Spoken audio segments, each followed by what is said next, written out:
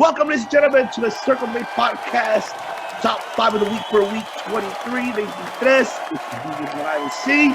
Alongside with my brothers and my other mothers. Of course, we got the Beaters, the Seidels, the Kellermans, the Murphys, the Sanitizers. The list goes on and on. Matt's World, ladies and gentlemen. That's Mr. Matt the Steamboat. And of course, we have the CK1 of all ones. So it should have been him, damn it. It should have been him. Calvin Klein, baby. It's the right, Mr. Calvin Klein. Kennedy, ladies and gentlemen. Chris Kennedy, ladies and gentlemen. And also, we have the man with the 12-inch pythons. The man that flexes. And the one that gives points to finger and say, no, no, no. F you to all sick fucks out there, especially, I'm not going to mention his name, but especially. Oh, he knows who he is. Yeah, he knows who he is. He knows who he is. And it is the great American hero. It's brother love. It's brother love. It's good to be here. All right, let's just kick this off for the top 5 of the week for week 3, which is the top 5 best high flyers of all time. So let's see. Let's go with Mr. Steamboat. Take it away, sir. Let's see what your top 5 is about. We're gonna have a little party here. So number 5, I'm gonna start off right away. I'm gonna kick it off right away. Will Ospreay. He's my number 5. You know, I was gonna put him higher, but you know, I gotta give, like, you know, a little bit of the older guard some credit just because, you know, they blazed the path and whatnot. Will's taking it to the next level. Like, I was thinking a while back what I thought was impressive back in 2002, 2003, and then I watched some of his matches, and you know, he's like a Harrier jet. You know, it could take off from anywhere and then, you know, attack from anywhere, or a helicopter. You know, I compare them to different types of fighter jets almost. You know, there's aircraft and then there's anti-aircraft. Yeah. So that's my first pick. My second one, this guy, you know, I'd say he's great on the ground, but when I first got to know him, it was him as a flyer. You know, it was him flying through the air.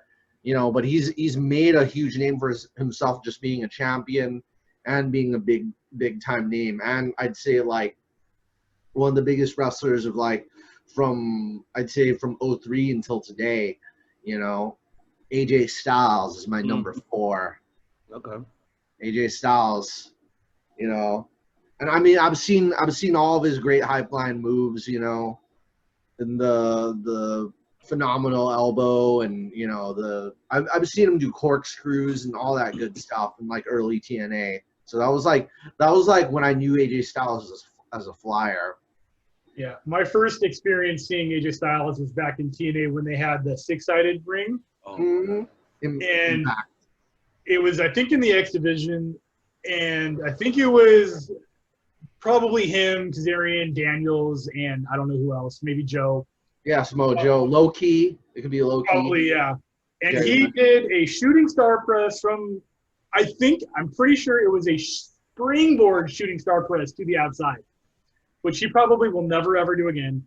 But I saw him do that, and I was instantly in love with him. I was like, oh, yes, this is cool. The feelings I have now with like AEW and NXT were the feelings I had with that early TNA and with AJ Styles specifically. I was like, okay, this is picking up where the flyers that I like left off. So, A+ or A1. Phenom P1? P1? I don't know how to do the fucking, yeah. Phenomenal one. He's right here. That's right. He's right here. Oh, there we go. There's my number 4 right there. The champ. Champ himself. French row, baby. So number 3. It's number 3. It's funny you mentioned the shooting star press, so you know where I'm gonna go with this. Uh-oh. You guys, I said shooting star press. Mm-hmm. Billy Kidman. Yeah. I'm doing the flock. The flock. It was Brock Lesnar. I quit. You're not wrong. It's like Brock Lesnar versus Matt Seidel. You know, it's. Oh my God. We love you, Matt Seidel. We hope you get that pure. I'm cheering for you in the pure tournament. If you're watching this, we love you. So, Billy Kidman, you know, I think when I first got to know him, I would watch WWE Velocity Saturday nights just to watch him do the shooting star press on that show. He was like one of the main reasons I watched that, like Billy Kidman versus Ultimo Dragon, Billy Kidman versus, you know, just the list goes on and on. Billy Kidman versus Rey Mysterio. Velocity was one of my favorite shows, you know, and I love the green color, and, you know, it usually it's what I used to watch before Saturday Night Live or Mad TV. Like my Saturday schedule is WWE Velocity, Mad TV, Saturday Night Live. And who knows, I might get a wrestler appearance on one of those other two shows too. So Billy Kidman. Will Sasso at least. Oh yeah. Yeah. Will Sasso and Bret Hart, or Sting and Arquette, you know? Yeah. Oh, Jesus. Those are the days, man. Early 2000s. With a wasteland of content. Yeah. So number two, I'm going through these pretty quickly, but, you know, number 2 is very special because, you know, I downloaded a bunch of his matches from Kazaa back in the day, because that was like the only way you could see them. And just from like compilation videos with him, you know, all the crazy crap you could imagine, the most homicidal, the most suicidal, the most genocidal. Yeah, you know who I'm talking about. Sabu. Number 2 is Sabu. Human highlight reel. Yeah, you don't get that. You don't get that name by being walking on the ground and grappling. Your human highlight reels for aircraft. You know, if I compare him to a fighter plane, probably like a Japanese Zero Kamikaze. Yeah, I knew you were gonna say that. Or dive bomber, like a Douglas Sky Raider. It's like that's like a World 1944 bomber. It just goes down really low to drop a bomb and almost risks its life, you know, to explode. A-10 bomber, just go in. Like the whole point of flyers, a lot of planes, is to kill tanks. And you could think of those tanks as guys like Vader or guys like, you know, King Kong Bundy or somebody. Those guys are the tanks. The eliminators. Yeah. You got tanks versus planes, you know, aircraft, anti-aircraft, you know, that kind of thing. And that kind of brings... He didn't care if he went to the hospital as long as you went with him. Yeah, just like... That's not a work. That was a shoot. Mm-hmm. For real. Just jump... You got the barbed wire around the fist, jumping off a chair, jumping off a table, jumping into you. Arabian face buster. Oh, yeah. Oh, yeah. That shit was so silly. Like, who does that? For real. Like, he probably broke every bone in his asshole every time he hit that move. I would, if there, you know what, if any scientists are, we usually give shout outs to Chili Khan and Vince, but if there are any scientists listening, people improving like immortality or giving out exoskeletons to people, or like bone replacement, or whoever's developing freaking Weapon X for Wolverine, if that exists in any way, shape, or form, give it to Sabu. I want to see what, like, he'll be doing this at like 200 years old with a robotic body, and I would pay to watch it. It would be crazy. In a neck brace. Yeah, in a neck brace still. For real. But even though he has like a robotic neck like installed him in it, I'll give him adamantium bones. Like if I was a billionaire, one of the things I'd use to buy is I'd give a new skeleton to Sabu, just to allow him to do more things, a new cartilage. Wow. I'm serious. If I had that money, I'd be like, I'd invite Sabu over to my house. Like, you'll put him to sleep, and then when he wakes up, he'll be Wolverine. Yeah, I'm gonna turn Sabu into Wolverine. That's what I'm gonna do with all my money, and he's gonna be like, cool, bro. Like he'll just one frog splash, and you'll send somebody to the hospital because his bones are so heavy. And speaking of frog I look forward splashes, to that. Mm-hmm. Speaking of frog splashes, this brings me to my number 1. Come on, you guys do it with me. Rob Van Dam, Mr. Monday Night himself. Mr. Pay-Per-View. Mr. Pay-Per-View. That's right. Da-da-da. Da-da-da-da. Yeah, Rob Van Dam, like the Van Daminator. You know, Wow. I couldn't think of another name for that move. You know, when you kick a chair into somebody's face, that's always got to be a Van Daminator. The same way a Jack and Coke has to be called a Lemmy, is the same way a chair kick to the face must be called a Van Daminator. Hell yeah, definitely. Anybody that does it, oh my God, the Van Daminator. It should be called that. I don't know what the fuck a coast to coast is. Like, Yeah, there you go. do you mean a Van Terminator? Like, Yeah, exactly. The Van Terminator. like, I don't know what the coast to coast is. I don't give a shit. Like, no. Terminator, baby. Yeah. I don't see AEW could use all those names. Vince just puts a ban on it, just like, nope, don't use that name. Don't call it that. He'll trademark everything, you know. That's what he is. He's trademarking a lot of shit. A lot of this shit. All right, that brings us, yeah. So my honorable mentions. My first honorable mention, I'll go a little bit soft and I'll go a little bit hard with it. My first honorable mention is Mr. Paul London. So Okay. I like that. I dig it. another Wait, great. Let me do my Paul London impression real quick.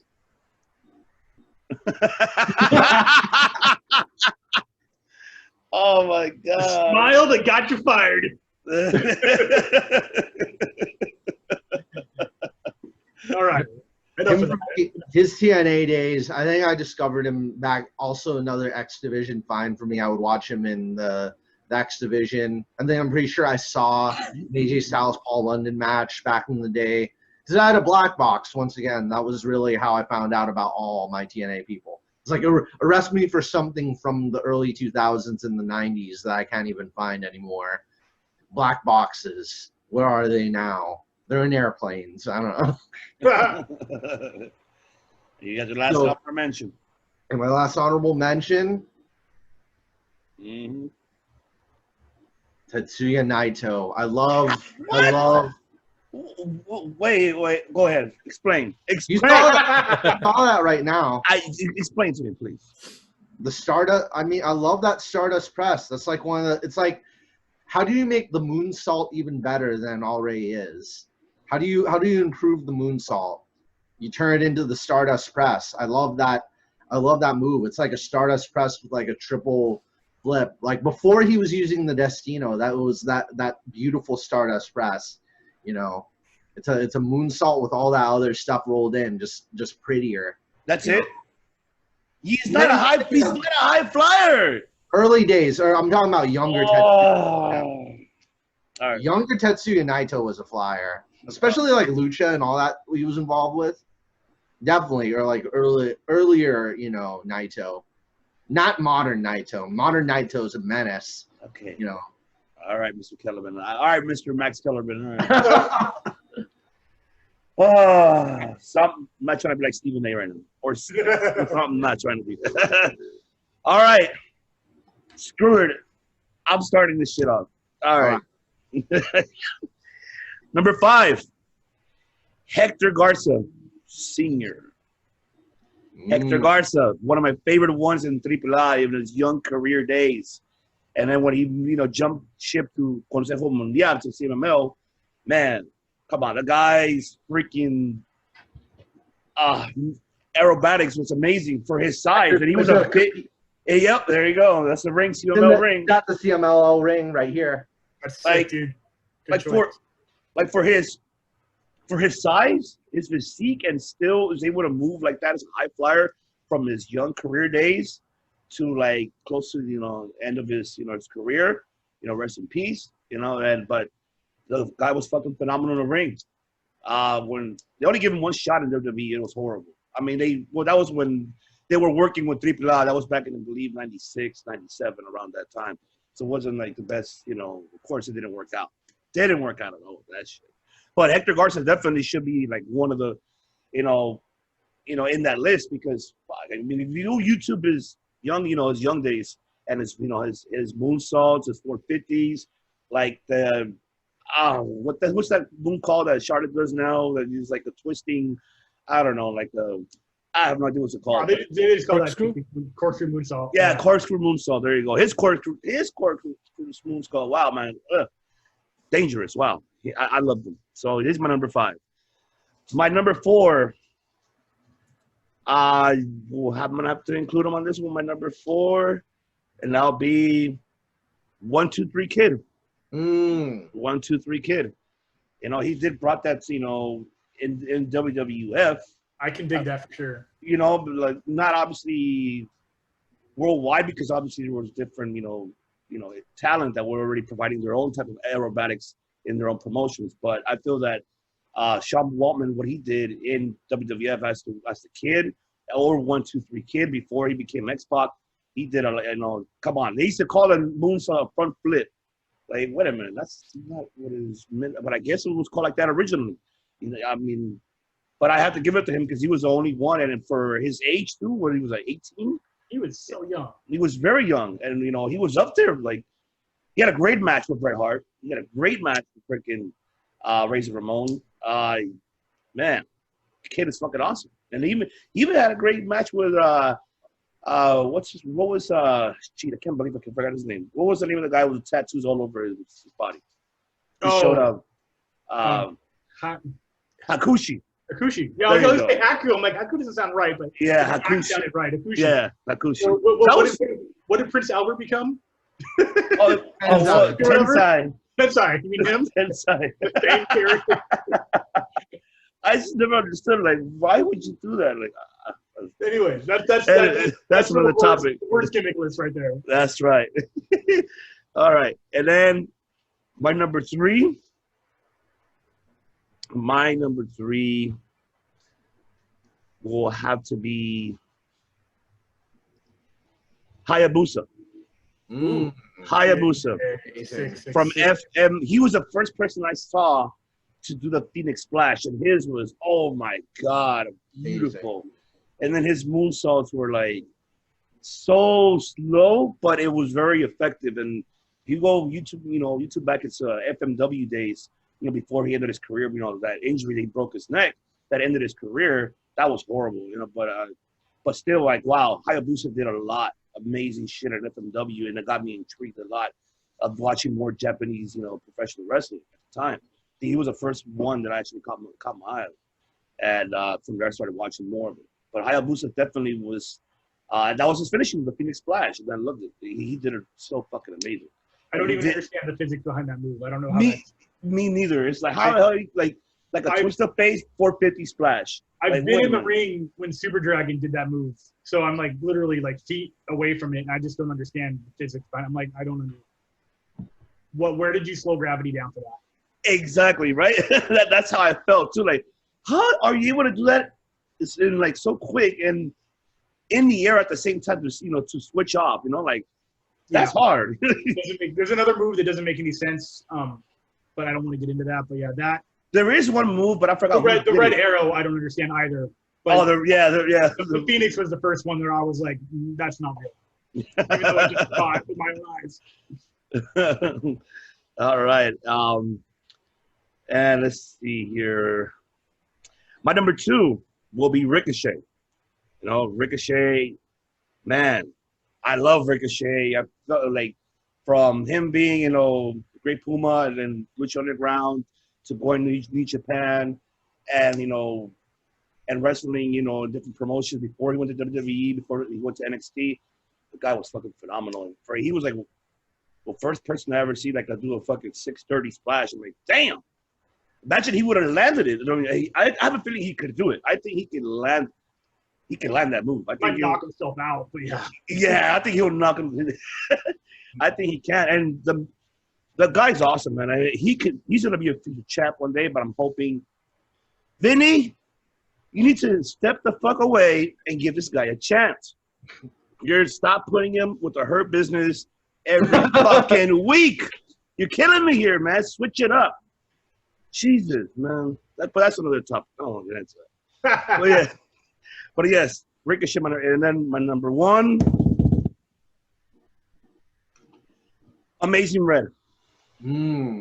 Amazing Red, and obviously in TNA days, And I mean, he was trained by Mikey Ripwreck, and Mikey Ripwreck was not a high flyer in his ECW eras.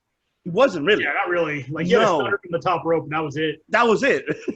That was the only thing he had. But other than that, I'm sorry. I mean, Amazing Red, wow, he impressed me a lot. In that's what caught my eye in the X Division. You know, I mean, TNA would get that X Division with him. What was the twin guy that he trained along with too? Mike Ripper trained these twin brothers that were there for a short time in TNA in the early eras. I forgot the damn names. Damn it, I can't believe it. Like LA something, not LAX, it was something else.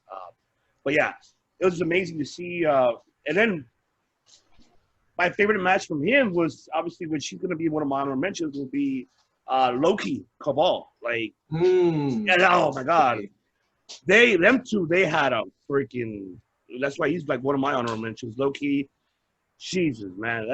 You can X Division. I could go back and watch it, and I will not get bored of watching this match.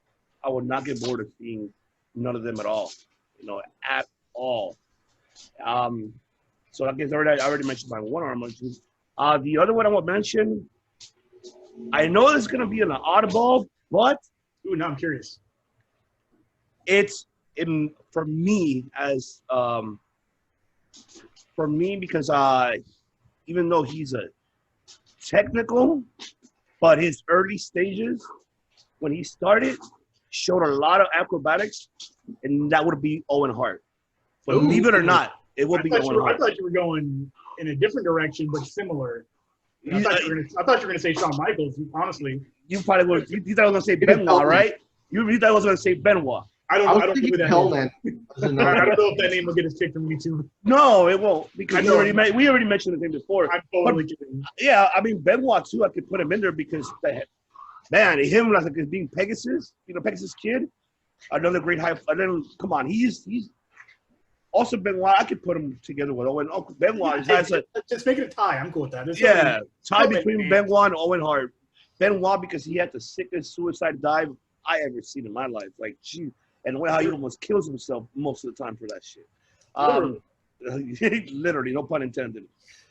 But Owen Hart, on the other hand, like when he started his career, even in his father's territories, if you like go research, Stampede Wrestling, if you research his pro wrestling matches, he did a lot of crazy sun moves, especially in the top rope. How he'll do a flip, or he'll put over underhook, him flipping over and either clotheslining you or Russian leg sweep you.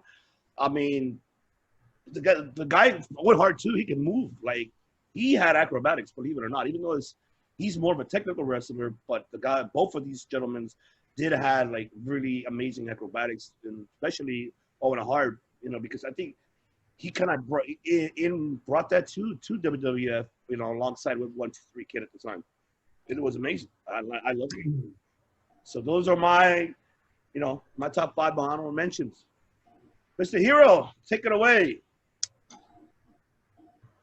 All right. So, I really kind of played it safe with this, and the first right off when this was announced, I said, guys that do moves that I can't, but that would be pretty much 90% of the roster, but, with the exception of Great Khali. But, I'm just kidding. I love the Great Khali. Here we go. Number 5, John Morrison. I really, man, the first time that I saw him, when the whole Royal Rumble thing of avoiding, being sent out, and all the creativity that he put into it, he was the first one, as far as I'm aware of, that he really did something new there, and he put in that parkour style. Parkour. The Office, yeah. Yeah. And he made it look great for sure. And now we have like people like Kofi and Naomi, following in those footsteps. But he's cool in the ring. I enjoy watching him do his thing. So he's number 5. He's the first guy to do a moonsault with a ladder. That was amazing. I actually don't remember that. Remember, it was a WrestleMania. Don't remember what WrestleMania was it. But The Money in the Bank? yes, he took the ladder, he did a moonsault. Oh, that's off of right. that. That's right. Oh, Yeah. He held on to the ladder. 23 or 24. Yeah, he held on to it. Yeah. I loved it. That was amazing. That was nuts, though, for sure. Hell yeah, for sure. Innovative for sure. Definitely. Number 4, Rey Mysterio. Yes. Halloween Havoc is coming up, and I'm gonna have to watch that match again. And you know which match I'm talking about right off the bat. And he obviously he's kind of slowed down lately because it happens. Father time catches up with everybody, but in his prime, he definitely delivered, especially with the high flying. I recently found out when I met him that we are the same height. So, I'm like, my in my mind, I'm like, well, man, like I could have done that too, sort of thing. But pretty cool. Rey Mysterio. I'm not a big fan of the storyline he's involved in right now, but that's not his fault. But no, yeah. But he's a legend and an icon for sure. So 4 is Mysterio. Number 3 is Pac or Neville, as he was. Oh, WWE. I honestly feel like, I haven't really seen a lot of his stuff outside of WWE, other than the brief things from AEW. But I feel like he has more in him than was allowed to be seen in WWE. And so, I'm pretty sure. In just from the things that I saw, it was very impressive. So definitely my number 3 is Pac. Number 2, this may or may not be a surprise, but I really liked this guy, Sammy Guevara. Okay, Sammy, huh? Yeah, I like his style. I like how he wrestles. The Spanish God. He makes it look easy, and he does it like smoothly. There was this spot, I forgot. He did the kip, the standing up one when he was down, the kip up or whatever. Mm-hmm. And he was like kind of like yoga status, like he came up like, and it was just like a rubber band man. Guess how he learned to do all those things. Like I listened to his interview on Talk is Jericho. He said he learned to do all of it by just practicing to do all of it on his bed. That's what he said. Oh yeah. Yeah. Yeah, he has some major springs on his bed. Oh, yeah. That therapeutic bed. He hit that 450 on Matt Hardy before the big injury. Mm-hmm. To Hardy's head, and he like over rotated the 450 and like went face first into it was off the stage on the mat through a table, and he over rotated and he fucking went face first right into the cement floor. I was like, he puts a lot of velocity into anything he does. Like he doesn't care. He just goes as fast on his rotations, and it's. You saw his 630 on Darby Allin, where he's like, "Don't you go on local?" And then he does it. A Darby Allin match reminds me of like old school ECW. It was glorious. Dream match right now: Ricochet and Sammy Guevara. Make it happen. Ricochet. I put that in my list in my archives. Yes, that's right. You did. It's in the archive. And my number 1 is none other than. No idea. Ricochet. Of course. I enjoy his matches. I see just in the little bit of time that they give him on Raw, just some of the nuances that he has, and I know that this guy can do more than what he's allowed to, outside of the WWE style, right? So go back to NXT, bro. Go back to NXT. Yeah, his NXT run was pretty solid. NXT, we've seen other people go down there and kind of revitalize their career, so he could definitely do that, or go somewhere else entirely, right? So, yeah.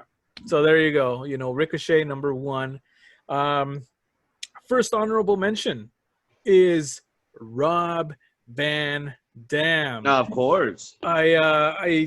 I mentioned a couple weeks ago on the favorite finishers episode that 5-star frog splash, man. I always enjoyed doing that, and I feel bad for my little cousin. Yeah. He took a bunch of those, But it's all good because it was all in good fun. The 5-star Frog Splash is always one of my favorites. The Rolling Thunder, Yes. Van Terminator, all that good stuff, right? All the Vans, awesome, iconic.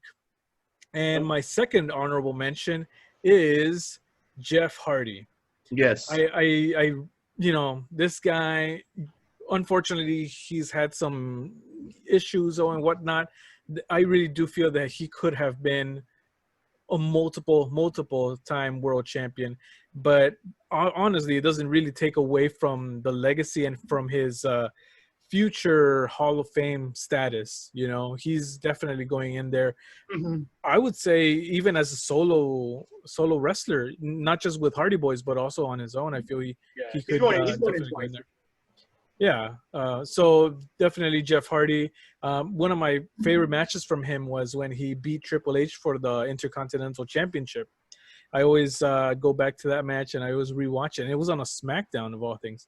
So yeah, and of course TLC 2, my favorite match of all time. That moment where he got speared by Edge and he made it look like $1,000. So, he made it. Oh my God, he stole the shit out of it. Oh yeah, And just the way how he looked dead, like he done asleep. Like, wow, fucking Jeff Hardy, man. Good fucking pick, Mr. Hero. I love it. Compared to Naito, I don't know. He had a match with Naito in New Japan. I'll bring that up, but when Jeff wasn't in the best condition. All right, Mr. CK1, best for last. What's up now, man? I'm new, so I get last. That's what I like to say. All right, so I like that only 4 of my 7 have only appeared at least once on multiple people's list. What I want to do is balance who my favorites are versus who has contributed to the style of the list, and in a sort of roundabout pandering way, kind of put people on the list that Smarks would agree with. Because if I leave somebody off, people are going to get upset, and I don't want to upset the marks. But the first person on my list, I did get a glimpse of as Prince Puma in Lucha Underground, and that would be Mr. Ricochet. Let me there we go. that OBS button. I got that red line around my body there. Where's that at? There it is. No, it's not showing up there. Cool. I'm just not on the big screen. How do I click on my picture so I can see me? Is it not showing up? It's showing up, yeah. Okay, cool. No worries. I don't see the big screen. All right, cool. So yes, Ricochet is the shit. That guy could be in an Avengers movie and they would not need to use any special effects, no wires, no CGI. You need him to backflip from the building to that building over there and then like throw something. That's your man. You know what's funny though? Man. Funny that you mentioned that. Before he even signed with WWE, he was the one doing the most of the acrobatic moves for the video games, for the 2K video game. This is before. He was the mocap guy. Yeah, I did not know that. he was the one that was doing all those moves. How far back was that going? Well, this was when it was a Lucha. When he burned, he went to Lucha Underground. So this was like a couple of years back. Okay. So that's when So they got in contact with him, the creators, and they needed someone like him, and so they hired Ricochet to do it. They had him, and they had Tessa Blanchard too. Like Blanchard was also doing parts of it as well. It makes sense. She's good. Yeah. She deserves to be where she is and get all the eyeballs and the money, but that's different list. Yeah. Number 4. This is a respect decision because I think he contributed to the style. I think he contributed to the Japanese style. I think he brought it to the forefront in WCW. And I think he got a lot of people's eyes on that Japanese style that would probably have never even known where Japan was on a map if you ever asked him to find it. And that is Mr. Jushin Liger. Yes, sir. Dude was sick. He mixed his flying with his power. I mean, his finisher was the Liger bomb, which is running power bomb. But he would corkscrew punch off the top rope. He was a staple in that cruiserweight division. Yes. And I think that Japanese style benefited from him on both continents, Asia and the American market. Like I said, he brought the Japanese style to the biggest audience that it had seen in that 96, 97 era. Definitely agreed. Absolutely. Mhm. Number 3 is, I think, one of the first biggest names to do that in Japan in the early 80s, all the way up until I think he's still doing it, and that's Great Sasuke. Yeah, Woo! I love it. I love Great it. Sasuke influenced everybody that trained me. Excalibur, Super Dragon, these guys all looked up to that guy. I first heard about him from my time in Rough Pro because you have to find out somewhere. You have to learn about the classics from other people, and he was he was the resource for all those cool moves I was watching other people do that I was like, that's the shit. How'd you come up with that? He's like, oh, just watch Great Sasuke. I'm like, all right, and I did. Let me ask this question. My apologies, Rob. This is off subject. Okay, Octagon, almost like similar to Great Sasuke. So now I'm trying to get my historical facts here. So who had that attire first? Was it the Great Sasuke or Octagon first? I don't know who put that thing on first. I know that I can go back. I can go back and watch. I watched it today to make sure that this deserved to be on the list. I almost wanted to put this match on the list, but I believe it was Sasuke versus Delphine or something like that in like the early 90s. Yeah. So I don't know who. I know Sasuke is now wearing, like in the picture, like he's doing just like the muscle build with just a mask on. He's not doing like the ninja getup anymore. I love his documentary, man. If you gotta look at the documentary about the Great Sasuke, about his career, how politics, try to get into politics, how he was really bashed. The politics in Japan because can't be wearing a mask in politics. So it was kind of like they were against him with that. Oh man, and then his whole lifestyle, his career, it's amazing, and I give a lot of respect for him. Like he put up phenomenal matches. He was a multi-fucking champion all over the world at his era during the, like he said, 80s and 90s. And little by little, it just he doesn't want to give up. He's like the Great Muta. He doesn't want to retire. Yeah. Does not want to retire. Same with Liger, man. Like you could put them. I wouldn't be mad if we just put them any one of those at the top of the list. If I could put Sasuke and Liger and a few others at number 1, that'd be totally cool with me. The people that he influenced, he was like the Beatles of that style. Like the people that he influenced also went on to become the greats of that style. My number 2 is my number 1, but because this list also has who's contributed to the style as well as my favorites, he has to sit at number 2. He's been on the list before, and he's the whole fucking show. He's Mr. Rob Van Dam. That's right. I modeled my entire backyard wrestling career after this man. I did the Rolling Thunder. I did it with a chair. I did the corkscrew leg drop. I did the front flip leg drop. When I couldn't figure out a finisher in my pro wrestling career, I just resorted to the 5-star. I did it exactly like him, except when I bounced off, I hand-springed onto my feet. So I didn't like. Oh, awesome. So like I would land instead of like, oh, I landed, that hurt. I would just use the momentum and kind of just like cartwheel to my feet and then get the pin. RVD was the shit. He probably could cover more ground than anyone I've ever seen. Just watch that Bam Bam Bigelow spot where he jumped from one side of the ring. Oh yes. Into to the crowd. 30 people. I don't even know if he hit Bam, but he definitely hit something. I think he did. I think he hit. He hit at least Bam, and like every ECW fan in the first 14 minutes. Yeah, I think like Bam caught him like right in the barely caught him on the shoulder, and I think his legs just ended up hitting the rest of the crowd. And it wasn't even a plancha; it was a front senton. He front flipped maybe 100 yards into a 90-yard arena, pure cement, man. Fucking amazing. Yeah. He made all of his flying fluid. It all made sense for his style. And the man can catch air. He had his squats, his quads, his legs. I used to watch his workouts he used to do. Like he holds the record for like the Van Dam press, which was that split barbell pull-up, which he invented. You can see where he got all that spring action from, man. That dude had twitch fibers for days. Dude, to this day, I think he posted a photo on IG of it. Like he showed it. He did a before picture when he was young, and then right now, currently, he can still do the splits for his age. RVD, man. He's bodied up. That's what happens when you kiss McMahon or not McMahon. when you kiss DiBiase's foot, man, you get the touch. That $1 million touch. Yeah, that's exactly what that was, man. So RVD is probably my number 1 and number 2 all-time favorite wrestler. Definitely my number 1 all-time flyer.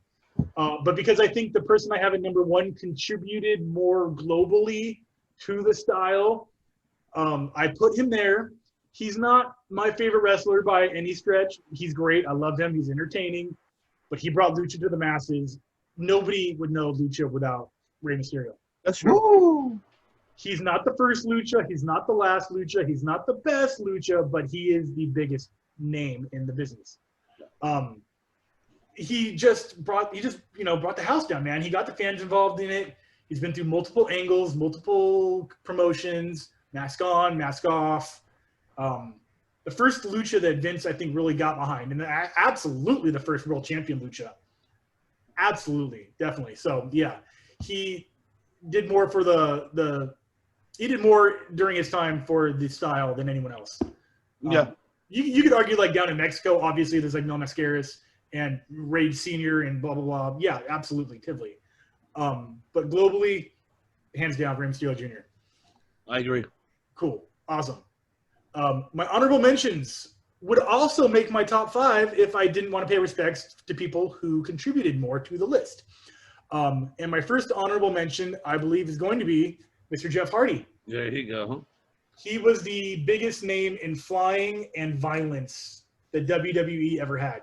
He was the first one in WWE to be going off the tables, to be doing actual stunts off of the top of whatever you could find in the arena that was taller than the ropes. Every TLC match, every match for Edge, the Dudley Boys, even versus like his brother for a while. Yeah, the dude's still alive. I think that's insane. That's weird. Many times we've all thought, okay, Jeff died. That sucks. But he's resilient. I don't know, man. The guy just has that adrenaline junkie lifestyle, and it just shows in everything he does, man. That you brought up that spear that he was hanging on the titles. He took the spear from Edge. He just recently in that tables match at was that Clash of Champions or was that the one before that? No, it was that Clash of Champions. Where I was like, I'm like, Jeff's on top of the 30-foot ladder again. Fucking great. He's gonna kill himself. Great, he's dead. Every time he does that bump, I'm waiting for the obituary, you know. Hey, but he took it. I'm glad it hasn't happened, Jeff. I love you. You are awesome.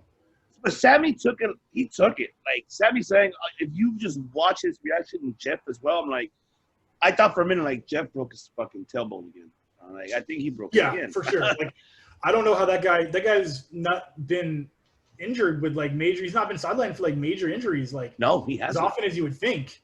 Like there's dudes out there that, you know, respectfully, they'll like hurt their shoulder or roll their ankle. I get it. That shit hurts. But Jeff is like made out of something that's something more than human, man. So yeah, is that a DVD they have?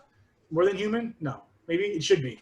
Should be, right? Sign me up for that. That's right, yo. Anyways, let me ask you guys a question. Have you guys ever seen a man buried in 200 steel chairs and then get moonsaulted on? Oh, yeah. Like yes. I'm trying to remember who the fuck was it. Let's get ready. What was it, man? Shit. Can I believe it? Ready for it. Let's hear it. Man, this guy was crazy. Man, this guy was super crazy. There you go. I love music. Super crazy. He was the Jeff Hardy of ECW with a little bit of Rey Mysterio in him. Yeah, yes. He has a series of matches with Tajiri that make you go, this is supposed to be fake, right? They killed each other in the ring with kicks, with flips, with everything the Revolution is opposite of. I forget what's Jackson Harwood called? What's Fear the Revolution, right? Yeah. Fear the Revolt or Fear the Revolution. Yeah, the Revolt. That's right. Yeah. Super crazy. And Tajiri could be on this list as well. My honorable mention list could be like 15 people I can name off the top of my head, but I'll put Super Crazy on there because he was one of the first luchadors in ECW to make a name for himself. I know Ray went through there, but Super Crazy was stacking chairs on people's heads, moonsaulting onto them, corkscrew planching into the ECW arena. He had fans behind him. He had the chants. It was basically the lucha chant, but it was super crazy. I love it. Yeah. That is my list, man. And any one of these could be my favorite flyer. especially the one with Super Crazy with doing the moonsault in each top rope to the first one. Oh yeah, the hat trick. The hat trick. Yes. Oh my god, I loved always it. wanted to do that, but it was when I was wrestling. That's when he was doing it, and I didn't want to be that guy who's like, "Oh, he just saw that on TV last night. Now he's doing it." That was like something I frowned upon for myself. I loved it. Super Crazy. Yeah, the trifecta. The trifecta. Yeah, there you go. Sorry, not the hat trick. It sucks that he didn't like when he was in WWE. Alongside with Psychosis, you don't forget Psychosis was also in ECW. Yeah, this list can be 1,000 people that all matter for sure. Definitely. But I mean, Super Crazy could have had a push in WWE, but I guess the problem obviously is English. You know, it was not well, and I don't know. Yeah, I guess I don't know. Neither was Tajiri, so I don't know what the difference is. You know, I mean, Tajiri had a gimmick, sort of. He had an angle, kind of. I guess this is how much Vince likes you once again. Because I'm pretty sure Paul Heyman and Super Crazy get along really well? Yeah. Because at that time, Paul Heyman was the head writer for SmackDown.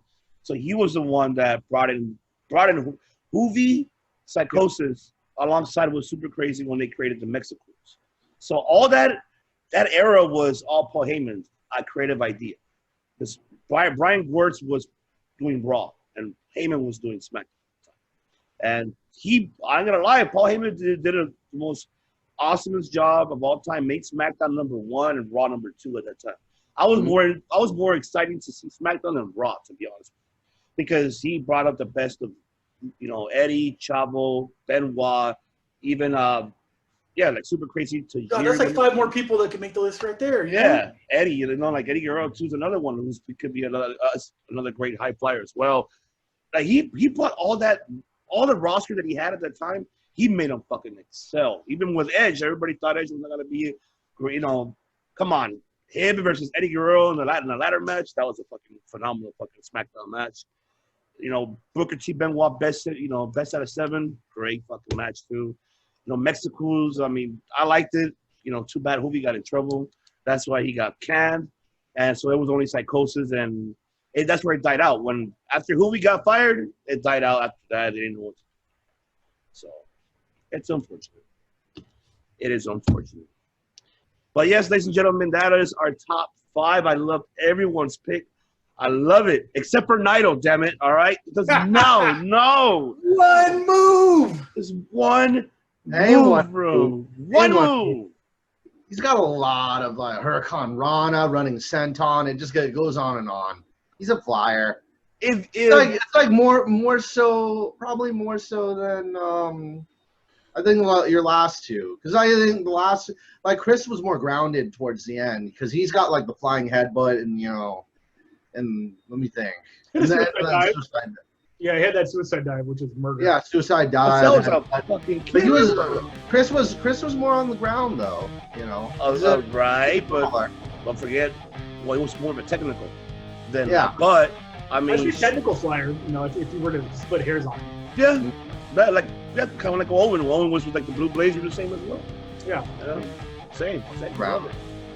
Love it. Yeah, but definitely, ladies and gentlemen, thank you very much for tuning in for top 5 of the week for week 23. Tune in for next Sunday as we do. Well, I'm gonna go ahead and have our guest over here. He mentioned it before we came on the air. So why don't you say it, Mr. TK1? What are we going to do next week? I want you to say it. He said top 5. Are you going with what you said or with what I said? What you said. I get to pick the 5. I love this. Thank you. Top 5 best gimmick changes. So someone who went from 0 to hero with doing 1 gimmick change. That's going to be a fun one right there. That is going to be a fun one. Top 5 best gimmick changes. So I'm looking forward, and I got to do my study on that. I have to go way back. I got like 3 names. Some real creative ones on there for sure. All right, so went from 0 to best or best to 0, right? Well, I think it would go from someone who nobody cared about to someone who became who they became. There you go. In that change, yeah, absolutely. Okay. Wasn't over, and then they went over. Yeah, like nobody cared, and then everybody cared. That's right. Whether heel or face, but they went from like the undercard to main event status. Definitely. I already have 2 people in mind already there. I know Mike already has 3. Doesn't count if they're the same person. I'm just kidding. Wow, I got interesting. I know, right? Let's save that for sure. I want to do that list right now. I haven't even planned it out. I didn't want to. This. I could do it. I mean, yeah. You know what? We'll set up for next Sunday. So Yeah, ladies and gentlemen, for sure. so tune in. Don't forget, we're here every Fridays and Sundays. Don't forget to subscribe to the channel below. And also, don't forget, obviously, our next week's episode, episode 24. And so, tune in. I'll see you next week. See you next Sunday. Once again, the Devious One I see with the beater, the Seidel, the Murphy, and Naito's one move. Matt Eskimo with sanitizer. And also, we have Mr.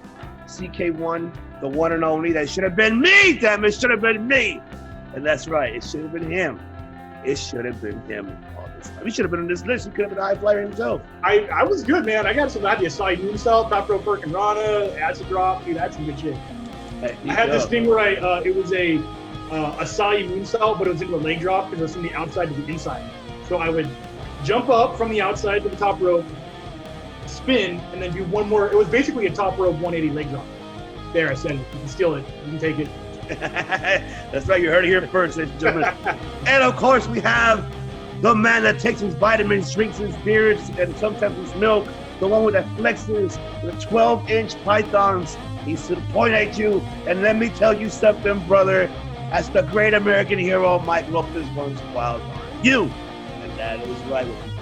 No. So, ladies and gentlemen, thank you very much for tuning in. See you next week. Salud.